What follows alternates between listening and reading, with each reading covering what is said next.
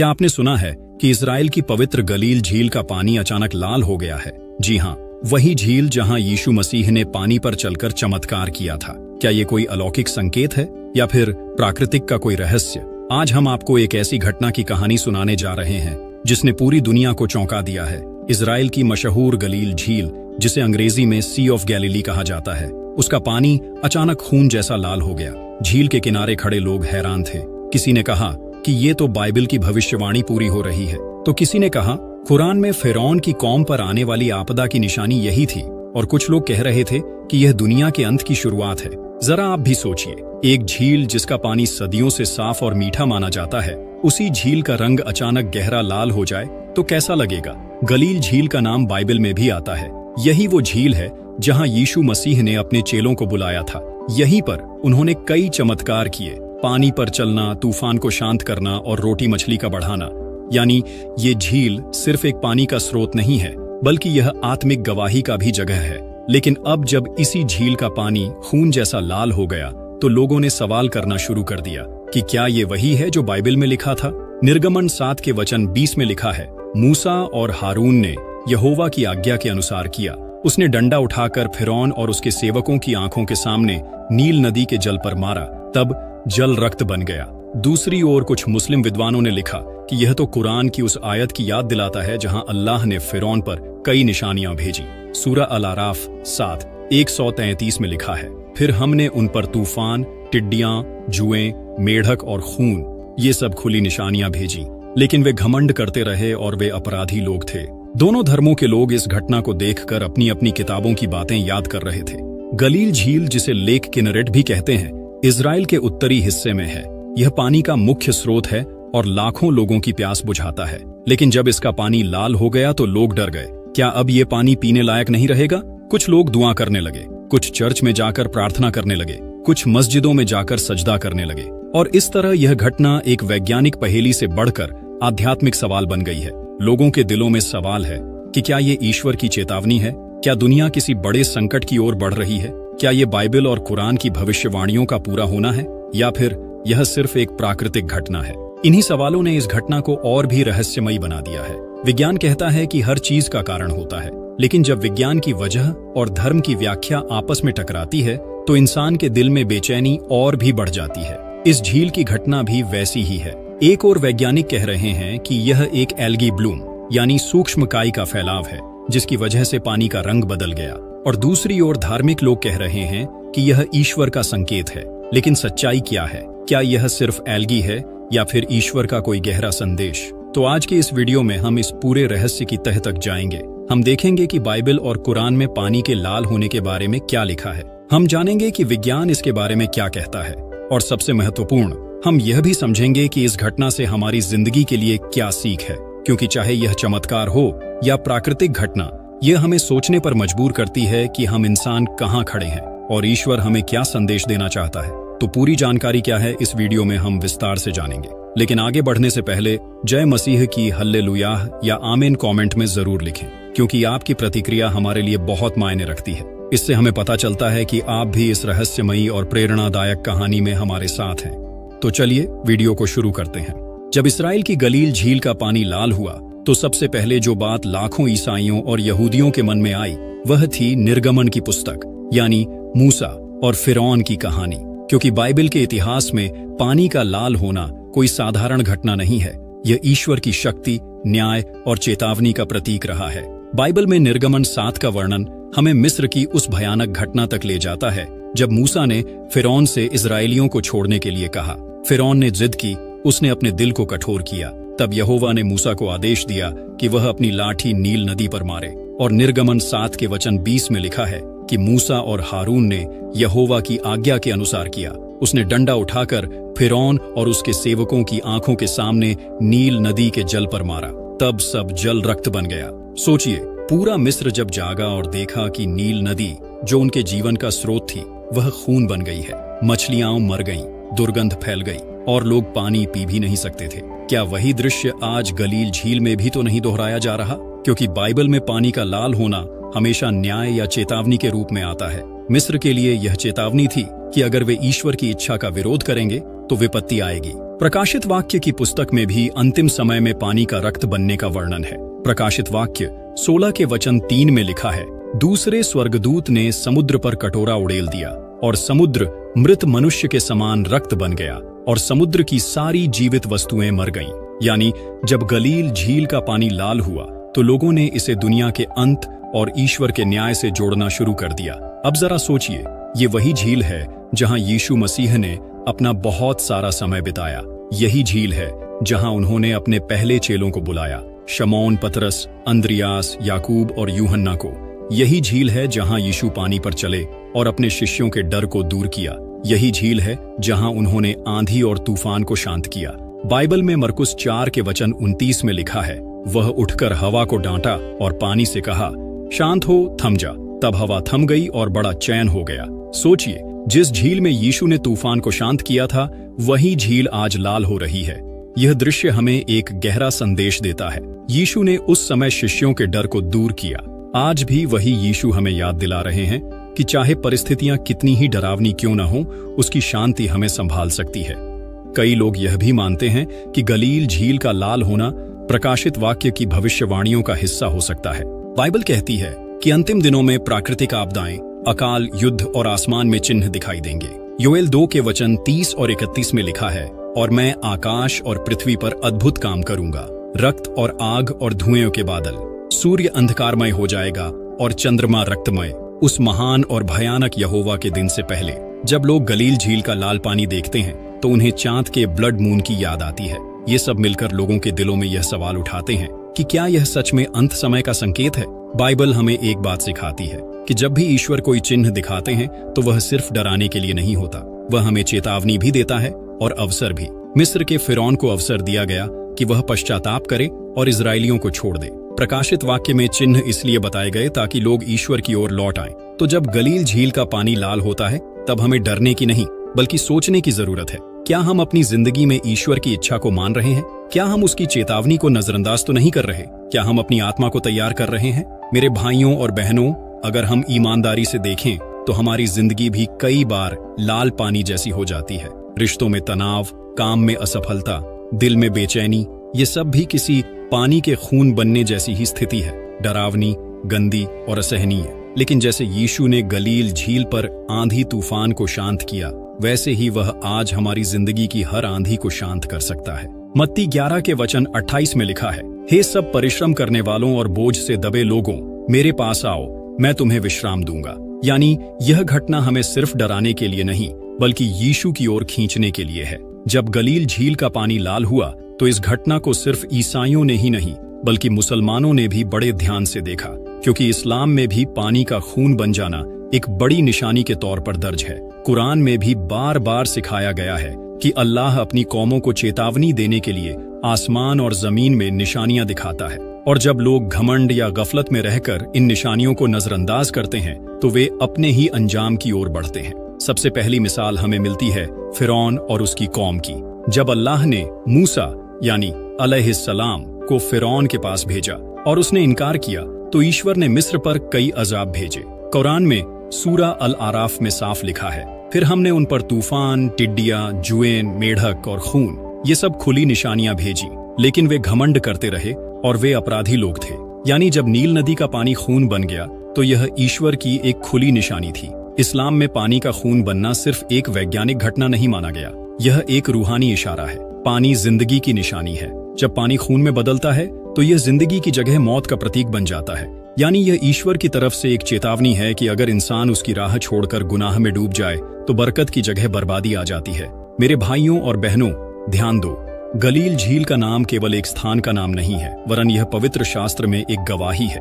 यही वह प्रदेश है जहां प्रभु यीशु मसीह का पालन पोषण हुआ। यही वह भूमि है जहां उन्होंने इजराइल के लोगों को परमेश्वर के राज्य का सुसमाचार सुनाया। जैसा कि मत्ती रचित सुसमाचार 4 के वचन 23 में लिखा है, और यीशु सारे गलील में फिरता रहा और उनके आराधनालयों में उपदेश करता और राज्य का सुसमाचार प्रचार करता और लोगों की सब प्रकार की बीमारियां और दुर्बलताएं दूर करता था। यही झील है जिसके आसपास उन्होंने कई चमत्कार दिखाए। कुरान में भी साफ तौर पर कहा गया है कि अल्लाह ने मरियम के बेटे ईसा को निशानी बनाया। सूरा अल मुमिनून 23:50 में लिखा है, और हमने मरियम के बेटे और उसकी मां को एक निशानी बनाया और हमने उन्हें ऊंची जगह दी जहां ठहरने की जगह और साफ पानी था। यानी पानी ईसा मसीह की कहानी से जुड़ा हुआ है, और जब वही पानी लाल हो जाता है तो यह हमें ईश्वर की ताकत और उसकी चेतावनी की याद दिलाता है। कई मुसलमान विद्वान मानते हैं कि इस तरह की घटनाएं कयामत की छोटी निशानियों में से एक हो सकती हैं। हदीस में आता है कि कयामत से पहले धरती पर अजीब अजीब हालात होंगे, आसमान के रंग बदलेंगे, जमीन से अजीब चीजें निकलेंगी और पानी में भी बदलाव आएगा। गलील झील का लाल होना भी लोगों को यही सोचने पर मजबूर करता है कि क्या यह ईश्वर का इशारा है कि अब वक्त करीब आ गया है। बाइबल हमें सिखाती है कि जब भी कोई निशानी या चमत्कार दिखाई दे तो हमें 3 बातों का विशेष याद रखना चाहिए। पहला, मनन यानी सोचना और समझना। क्या यह घटना हमें परमेश्वर की शक्ति और उसकी महिमा की याद नहीं दिलाती?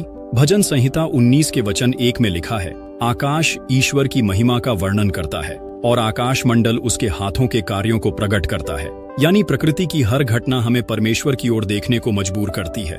जब सूरज उगता है, जब चांद चमकता है, जब बारिश होती है और जब अचानक पानी लाल हो जाता है, ये सब हमें याद दिलाते हैं कि हमारी जिंदगी सिर्फ खाने पीने और दौलत कमाने के लिए नहीं है, हम एक बड़ी सच्चाई के लिए पैदा हुए हैं।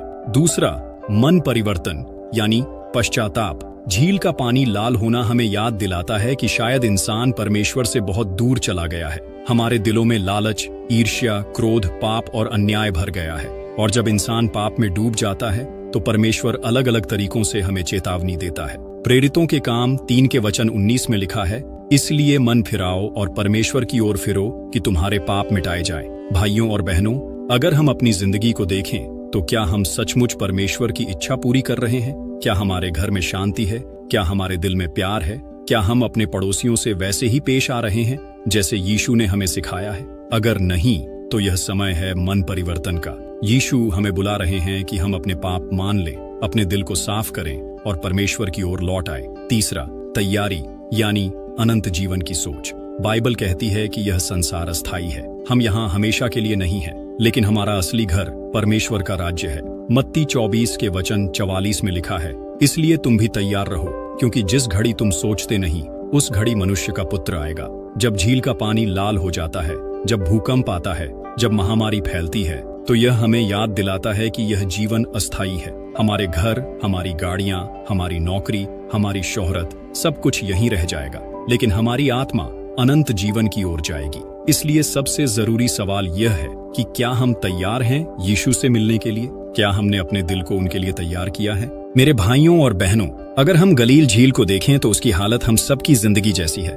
वो पानी जो मीठा और साफ था, अचानक लाल और डरावना हो गया। वैसे ही हमारी जिंदगी भी परमेश्वर की दी हुई पवित्रता से शुरू होती है, लेकिन धीरे धीरे हम उसमें पाप, नफरत, झूठ, लालच और हिंसा मिला देते हैं। और जब दिल भर जाता है तो वह पानी नहीं रहता, बल्कि खून बन जाता है, यानी दुख, अशांति और टकराव। लेकिन यीशु मसीह हमें एक नया जीवन देना चाहते हैं। यूहन्ना 7 के वचन 37 और 38 में लिखा है, यदि कोई प्यासा हो तो मेरे पास आकर पिए। जो मुझ पर विश्वास करेगा उसके हृदय में से, जैसा कि पवित्र शास्त्र ने कहा है, जीवन के जल की नदियां बह निकलेंगी। यानी अगर हम यीशु के पास आए तो हमारा दिल फिर से साफ झील जैसा हो जाएगा, मीठा, शांत और जीवनदायी। वो पानी जो अंदर से बहता है वह सिर्फ हमें ही नहीं बल्कि हमारे परिवार, हमारे पड़ोसियों और पूरी समाज को आशीष देगा।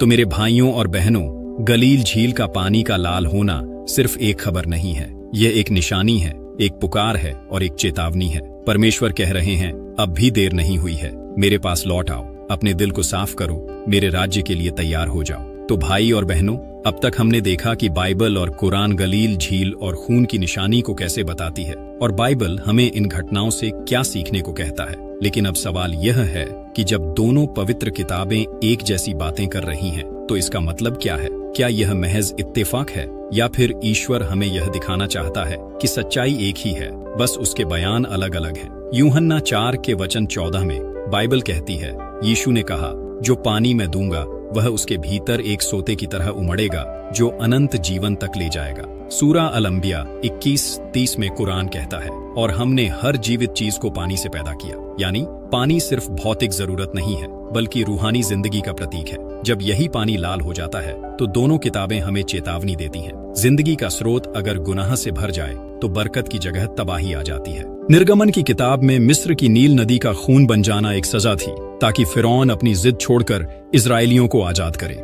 वहीं कुरान में सूरा अल-आराफ में साफ कहा गया कि अल्लाह ने फिरौन पर खून एक निशानी के तौर पर भेजा। दोनों ही ग्रंथ ये बताते हैं कि खून का पानी इंसाफ और चेतावनी का प्रतीक है। यानी यह कहता है, अगर इंसान जुल्म करेगा तो बरकत की जगह गुनाह का रंग छा जाएगा। गलील झील को अगर गहराई से देखें तो यह दोनों धर्मों की साझा विरासत है। ईसाइयों के लिए यह वह जगह है जहां यीशु मसीह ने चमत्कार किए। मुसलमानों के लिए यह वही इलाका है जहां ईसा ने अल्लाह का पैगाम सुनाया।